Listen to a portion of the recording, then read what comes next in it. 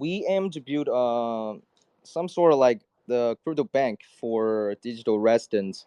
For right now, we serve a Onchain ETF, and we already issued on Arbitrum One, but since it's EVM compatible, so we might immigrate it to multi-chain adoptions further on. We are targeting, could say, like BSC or the like Manta Pacific and some other major EVM layer two right now. And this on-chain ETF is kind of like a beta investment tool, certainly relevant to the topic we're going to talk today because it's bleeding just 2 days ago, and I think everybody should have some plan B to in your brain or in your mindset just to cover up the potential loss. So we're gonna talk about it today. Yeah. Definitely. Okay. So why not? Let me start the ball rolling. We right now, right, is that we all experience, as stated earlier, right, there's a crash that we experienced on the 5th. It was a crazy panic. I think Bitcoin dipped all the way from like 60 over grand down. Did it crash past 50 grand, like 49? I think yes, right, for a brief moment. Then Ethereum dropped to, I think, lowest at around like 2.1. And for BNB, right, I think the lowest it goes is at $420. Even though it's now it's at 480 stabilized already. Solana is one of the craziest drop, I think. It hit close to $100. Lucky it didn't break through that sum, but it was powerful. It was very powerful as a drop. So now the question, right, is that everybody will be asking, right, that what happened? Who caused the drop? What's the factors and everything? Yeah. So maybe you want to start? You want to have a chat, or maybe Yeah, I guess we just have some sort of casual talk right here because uh, nobody could just assume or curse some name by names. Even Arthur Haya said, "I won't name the names," right? So, but I think everybody knows some like big boy. Due to some kind of reason, they were in every cost of like Black Monday like this. Uh, you could track back the news, whether like traditional finance side, they will set in Wall Street Journal, and it was said like 1987 something this happened, and it's kind of like 13 plus 24 is kind of 37 years right now to August the 5, and we experienced it again, but yet we are still here. So I think who caused this dips? There's a lot of reason, and one major reason maybe some financial institution who using strategy are capable, but till like 18 months something they doesn't work, and they decide maybe not publish more news on Twitter and something else, and they were just switching the account, and even we could see like I think the Grayscale we could say, right, because Grayscale very apparently they were selling from one fund to another. They were apparently having two funds. If you were in the 1.5, well, you definitely sold out your trust position to switch whether to the mini ETF something or to like Fidelity or BlackRock. So I think for this term, it also shows compared to the traditional market, the like when crypto market up its whole market cap up to 2 trillion, the relevant of the sequency were kind of like bonding tight than before. Uh, the rally none look like 2020 before. It's small market. We could maybe not relevant from this kind of shock, but Black Monday this time is for everyone. I mean, literally the whole world and the whole market, whether it's traditional market or crypto market. So that's it. certainly, I think there's a cross chain event. Multiple events happened at the same time. So there was the war. okay, or rather the declaration of the potential World War III, because of Iran and Israel, it was very sensitive over there, and visa has been short. So it was at that time that the second factor occurred. There was a sudden collapse. I won't say collapse, but there was a sudden emergency meeting about Japan's interest rate. I mean, crypto, as what you said earlier, right, has been globalized. It's no longer just a small market already. Right now, crypto market is pretty big, and it's big enough, right, for financial issues to affect us. Thus, like the yuan issues, right, is gonna affect us a lot. That's what's causing the issues. There's a lot of liquidation and panic selling. Yeah, all the few factors that combine together. Of course, another thing is the potential default of American side, because at that point of time, on that few days, right, there was also a time that American side had declared the unhealthy unemployment rate. But right now, right, they are trying to solve it. That's why there's a rebound. America was saying, right, that hey, we might need to finally stop maintaining our interest rate, and Japan side, hopefully they'll come up with a solution. But right now, to be honest, right, I think the Japan economy is quite bad, like really bad. Yeah, I think the like Bank of Japan, they were doing something for like locking the interest rate in already like 3 months ago. They already just do a little attention like by raising the interest rate by like 0.1%, but just to say, okay, I'm coming, I'm going to like do this action maybe in next few months. So I think from 3 months we could already see this news, but nobody care about it actually. But many assets being bought in the United States and somewhere in Caribbean, but it's island Cayman, so it's also related to United States, were bonded with the like JOB and the interest rate and their major investment of the Japanese government. They is kind of like withdraw back because no free money.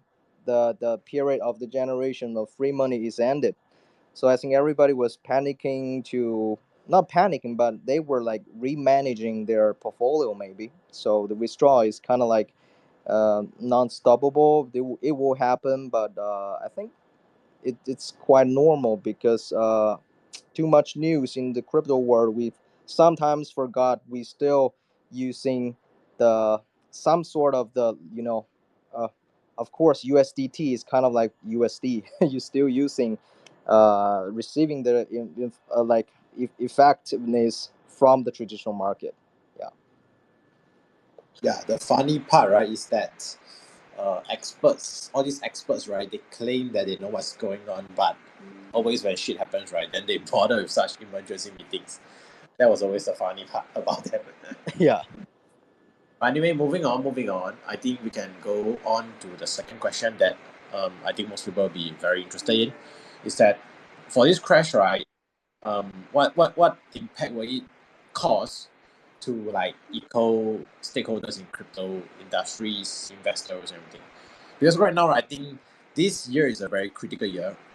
This year, right, is the timing, right, that we let all the Web2 players, right, fully exposed to crypto Yeah. through stocks market. There was an ETF.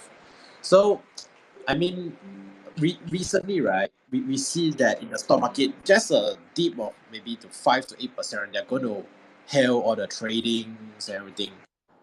They're all causing like pause. But the issue here, right, is that in crypto industry, right, there's no such thing. There's no pause. And what is 3 to 5% dip when in crypto, right, we can experience like what 20 to 30% dip. So this is like full impact to the traditional players, right? Letting them feel right. Hey, this is freedom. Yeah, This is definitely. true freedom. Yeah, correct. So what do you think about it? For this sector? Yeah, I think the factor of even we are 7 times 24 hours and our like 1 week, some sort of related to maybe stock market for 1 month. But I would say in this way, people still have a range because you see many newcomer will crying like Warjack and said, okay, we are dumb with shit. But actually look at your wallet. You are just around like four number using your six digital something to protect your four number account. That is small actually to the crypto market. So I would like to say there is a certain like there is a like invisible kind of the limit, because like this kind of deep 30% is not that uncommon, because you back to like around 2021 2022 you still have like the 50, like just the half deep, like 50% deep, and some other things. And although like traders around the world are trading like 7 times 24, but I'm not worried about this, because you see in like genuinely like August the 6th, just like 12 hours 6 hour past, like 12 hour after the stock market closed and reopened, and we actually got back.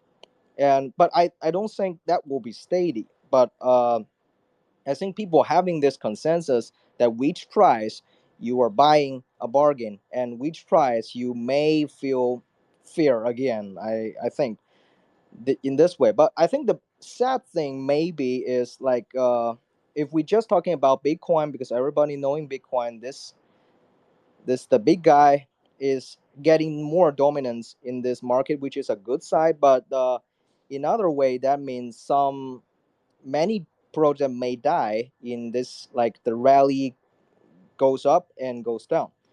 But it's good because we never like lake off the meme coins. But still I want to say is I don't want it to look at a trading more like traditional market, because people feeling fear of certain range, and they will dump in that range again. I mean maybe upper than 70, that range. I think many people, like old traders, they will hold a certain percentage, but they will have a line around like 70 to 71. I think maybe in this time like 65 to 68, to because the adjustment I think is haven't done yet. So some people will still dump the coin, but yeah, I think that's a common sense. Yeah. I think the best part about crypto space, right, is that it can dip a lot, but it can bounce a lot, because it's like a huge change of hands. If there's huge restriction, right, in terms of selling, right, then most of the players that they came in, right, their normal entry price will be a lot higher. So that means that they can't really sell that much also. So I think that it's great that more people are coming in at different prices. And the only thing, right, is that personally, I don't think it's a very scary issue that the price fluctuate. The only worry is liquidity, because for ETF, right, there are certain. It's not like American is the only one with the ETF sites. In fact, right, there are a lot of countries, right, that have ETF, like Hong Kong, like Australia. They have the ETF a lot earlier than this year. However, right, they had almost like zero volume, like really zero. Even for Hong Kong right now, right, they don't have any liquidity at all. So this is the dangerous part actually. When price came, right, but without liquidity, right, will they have a huge price lag? Yeah, I think this is something that would be very interesting to see about. Yeah, Uh, like the ETF, Thailand issued their ETF of Bitcoin, and I think Australia also issued their ETF about Bitcoin, and even Canadian, their government like Trudeau were saying about something to launch some sort of like Sol ETF. But one major point is about like the liquidate deeps you have in your pool. That's one part. But through this, um, through this deep, I think we could see uh, we were downside a little bit from 2 trillion, and we bought back the day. I think there's no doubt because you got so huge about the U.S. debts and the federal debts. They cannot take more, I think, because if you uh and I think in September the like they will cut the interest rate a little bit to lower their burden. Yeah. So how this hot money sticking right into your pocket will be spent? Definitely, some will flow to crypto. Yeah. Yep, agree. Um, but the issue here, right, is that after they are cutting, in fact, right, what they are doing, right, is that for the American side, they are going to do buyback. Okay, they are going to buy back their debts. So in other words, right, it's more like inflation. So they're going to try to reduce their interest, but the spending power of US dollars, right, will drop. Of course, in this case, right, Bitcoin will rise. So in a sense, right, when this happened, this is the case that we say, right, that why crypto is actually the hash heaven, like the inflation heaven. But I think our spaghetti, our noodle is going to increase price after you do it. Correct. So why not we move on to the next one? Uh, for this crash, right, I think institute do adjust their strategies because after all, before they enter, right, they did maybe they know about crypto, you know, like how micro has been trying to show about crypto and everything, but it was the stable time when Bitcoin was still like what 20 grand, 30 grand. It was still it can't dip anymore already. It was at the bottom. But right now they came in and they had a sugar surge, right? They have a sugar rush. It rushed all the way to 60 over grand, 70 over grand, and suddenly pop, 20% gone, 50K. Yep. So I think what it's like I think institute will be adjusting their strategies. I mean, this is actually their first big dip after they entered. Do you think they will scare them away or they will change their style? Maybe more conservative? Yeah, I think comprehensively, definitely not, because uh, we have someone more, how to say, much more, maybe maybe kind of like a million times richer than us, Larry Fink something, and also like Michael Saylor, this guy. They were still buying. Actually, you could say they were printing money or like grabbing money from retail investor, retail side, and also from some big whales, and they inject this liquidity into the crypto market. I think that this deep won't scare them, but they will certainly have some sort of strategy to, how to say, because you can't losing investors money 20% in 1 week. Even, well, if you are BlackRock, maybe just no second choice. But if you're something else, that may cause you project to maybe like little project may collapse or something. But I think for the good side is we we could see um, in each deeps you have the opportunity to buy, and the percentage, like the certain coin of, like if you're holding one Bitcoin, it is one Bitcoin.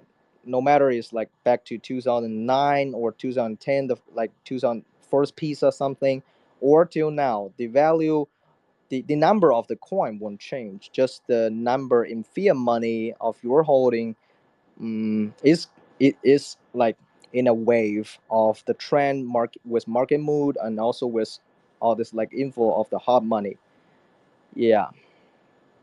Yeah, so I would say like I think um but I think it will be more like a sister or a cousin relationship with the stock market, maybe in the future times, because we have institution very big right now, and you can see like in this year, just CoinGecko just released their like Q1 and Q2 report.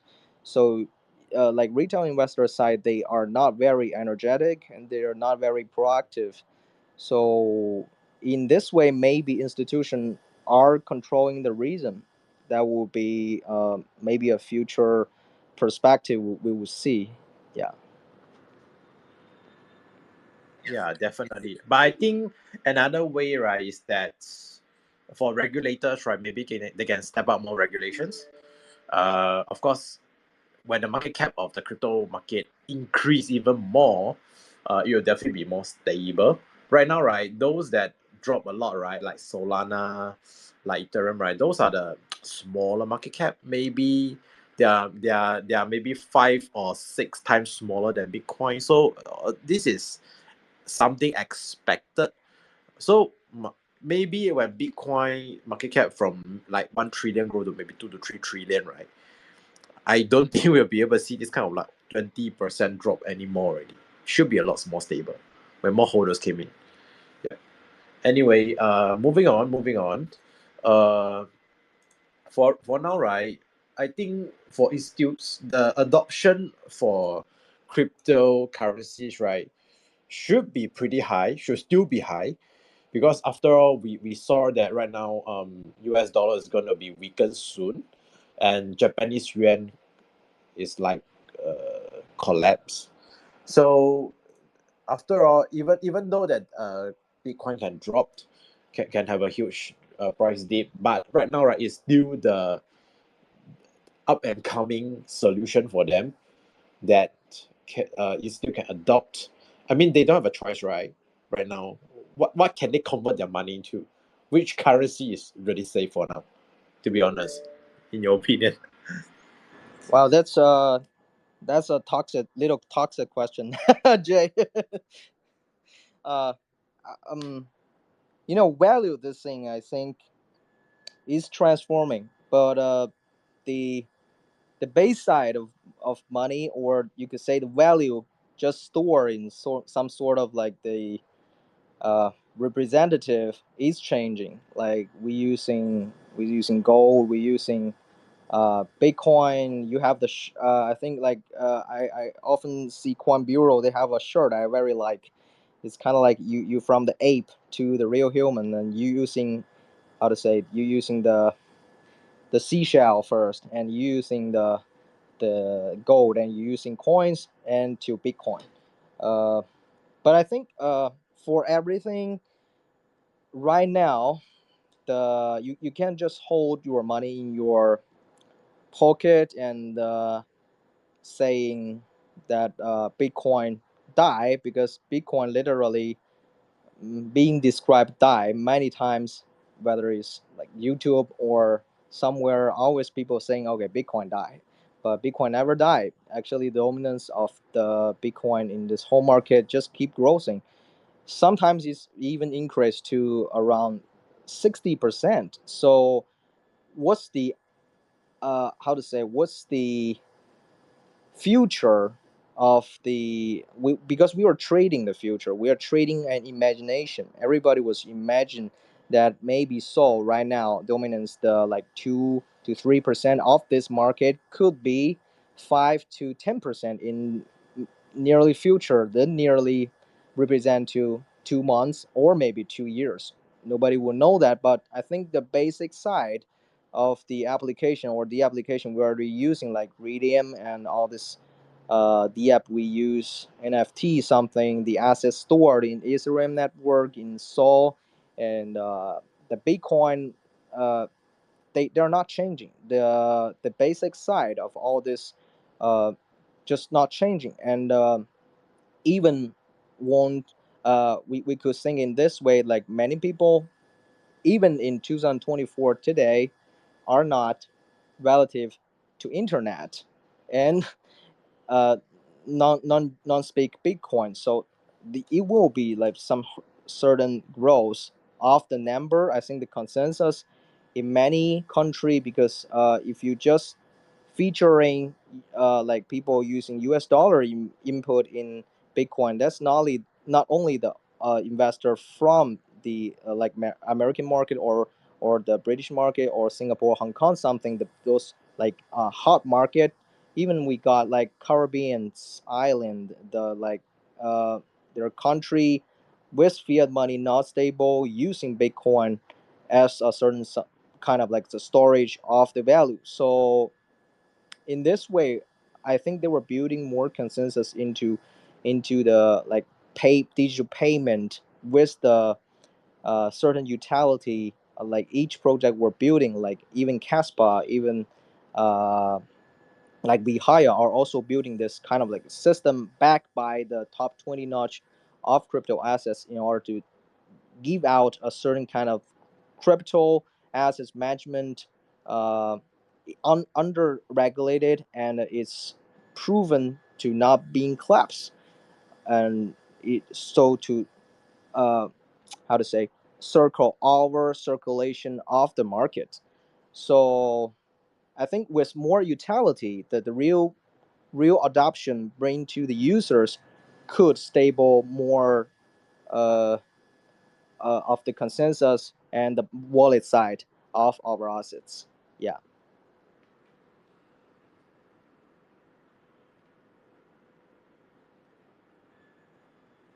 OJ, are you still with me?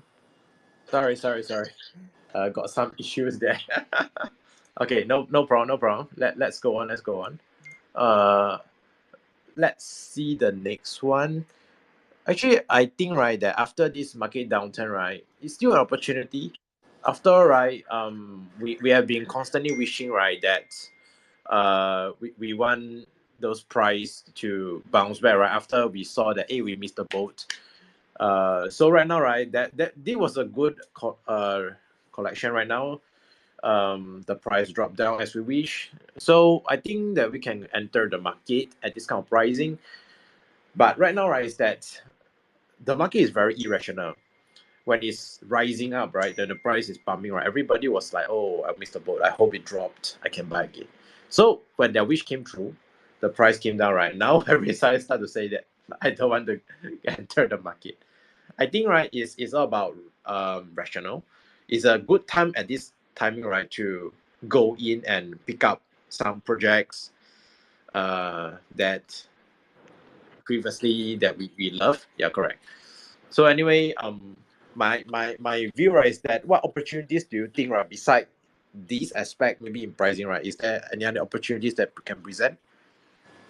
Yes, for this part, I'm gonna have a very hard advertisement to Haya, which is our project, because just in yesterday I was thinking about, okay, so many bargain in the market right now. Besides Bitcoin and ETH, for sure, I gonna buy some percent. I think it's don't firstly we still gonna speak is non-financial advice, but also using the money you could afford to lose to invest. Don't use like, okay, I'm all in, I'm something. That's only in the movie. Okay, don't be a warjic something. You don't want to like in the second day going to McDonald's and yeah. So just the market are irrational, but we gotta be, how to say, overcome the emotional parts to see. So many bargain in the market yesterday. Yeah, no, 2 days before. So I was thinking about which to buy. So I think just buying everything will have a certain like a little bull rally, a little like leveraging up in the coming 12 hours. That was like picking money from the ground. So why not? But too much. I gotta if I want to buy the like position with many times or need to decide a lot, it's a little confusing. I think for the newcomers, they don't need the like read the white paper or something. It will be costing time. So also cause them to feel a little, how to say, worry about the future of their investment. So I would say in this way we build this on-chain ETF, and this ETF is kind of like the good way in this deeps you could preserve your assets. Like we already do the cross chain swap, and it's in a pool we mint index token, and it's representative of 20 top notch of the assets like Shiba Inu, Dogecoin, Tom, Solana, BNB, and some old project like Litecoin something. Uh, so if I buy I bought certain kind of the H20 yesterday, and it's of course going up with the market cap going up. But I think for the genuinely topic, which part? Because you see in this year the bull rally after just February and March, like this Depin, RWA, AI, and mini coin and mini apps in ton space. They were like booming from every month, and inscription and ruins. So much topic. So I think from one perspective is you can just catching all this, you know, the like the sort of speak major rally. You just hold one point. I think for focusing on utilization, uh, for me myself, I think RWA is one side because we certainly need Web2 money to transfer their idea and their money into the crypto, so could making this market a little balance from the traditional market, so to speak. Uh, they were dropping like 2 trillion just 48, just 1 week. Like 1 week, the major, the like they call it what? Like the magnificent seven, right? Those very big like Apple, INC, Microsoft, and yeah, the major seven were dropping 2 trillion. So it's like the whole crypto market being dropped by traditional finance. So if they could transfer in a way through RWA or something, I think it's RWA, using smart contract, using this all like the profit distribution ecosystem built by Web3, it would be like long term, a little long term, but worth waiting opportunity in RWA. Yeah. Uh, but for some others, I think don't don't use your money to do much like the leverage trading, because you know, even whales being liquidated, they become the gasoline of the market in a few hours. So don't ever think you can get luck enough to not losing money if you just, how to say, bet too much. 10x and 100x won't save your account. Just put your account to zero, basically. I think we just need to go with those project with proper use case rather than just something that's like and like said by like buying like me on this. I think it's not very good to chase the dreams. Anyway, yep. So hopefully that this space can give those players outside some insights, what to expect. I'm not saying that Mimi is not good, can still trade those, but maybe a smaller portion of their portfolio should be inside. It's not all in. If not, I really there's no advice to all this because it's almost the same as gambling. Yep. Yeah, could have a taste about it, but just don't think about, how to say, being Donald Trump's through this. you know, you couldn't build a billion of fortune through just the, how to say, the leverage. By you still need to leverage. The first thing is the mindset of inside of your brain. Yeah. Correct. So anyway, thanks for your time. I think we'll be ending here. Then after that, hopefully we can have more space in the future. Yeah, great to having me here. Thanks a lot, Jay. Thank you. Thank you. Bye bye. Bye bye.